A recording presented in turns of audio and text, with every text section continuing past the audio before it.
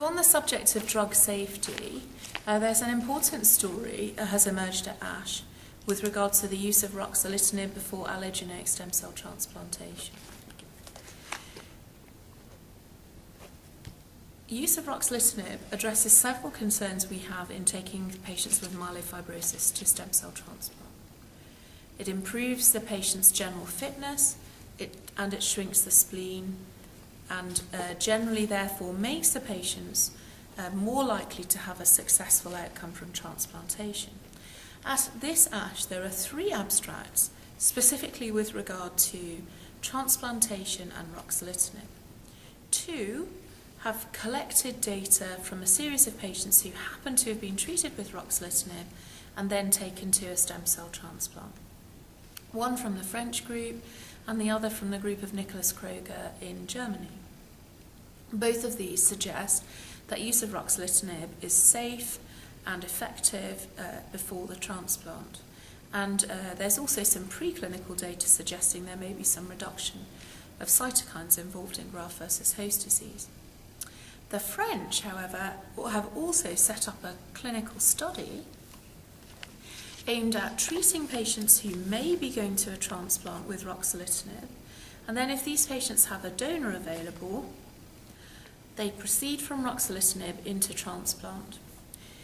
And this is a study showing worrying safety concerns with regard to heart problems after Ruxolitinib has been stopped, and also rapid breakdown of tumour cells, so-called tumour lysis syndrome.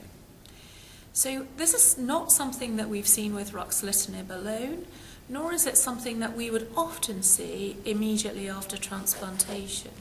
So the study identified a couple of cases.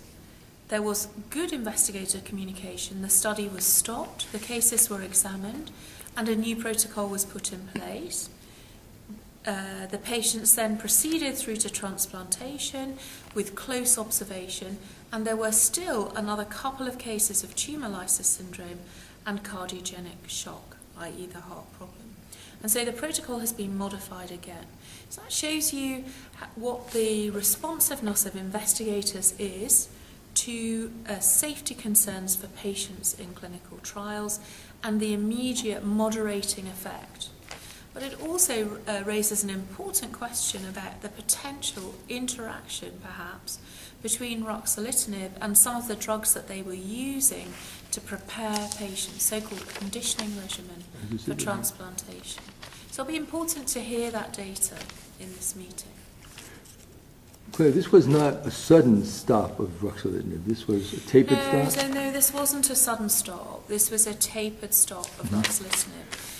As I understand it, of course I haven't seen the presentation yet, as I understand it, the modification included what was present in the comfort studies, and I sometimes still use clinically, which is the use of corticosteroids around the time of drug withdrawal.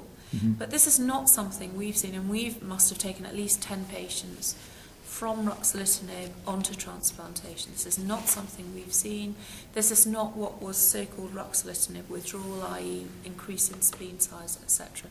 This is a completely different phenomenon. So we have two different conclusions from looking at the same data. We have one group looking at thinking it's relatively safe, and another looking at 2 issues of toxicity.